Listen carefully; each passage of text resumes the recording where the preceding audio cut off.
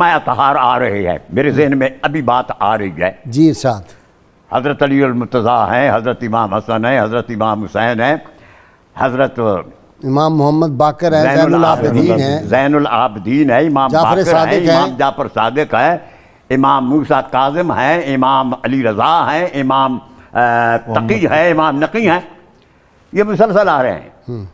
لیکن 12ویں امام ہے امام مہدی، وہ ابھی تک نہیں آئے۔ اچھا کیوں؟ یہ جو درمیان میں خلا ہے یہ ہوتا رہتا ہے، اچھا، جیسے عیسیٰ علیہ السلام سے لے کر رسول پاک صلی اللہ علیہ وسلم تک کیا پوائنٹ ہے۔ کئی سالوں کا خلا ہے، اور ادھر حضرت 571 اسماعیل علیہ السلام بنتے ہیں سے لے کر رسول عربی صلی اللہ علیہ وسلم تک 1000 سالوں کا خلا ہے۔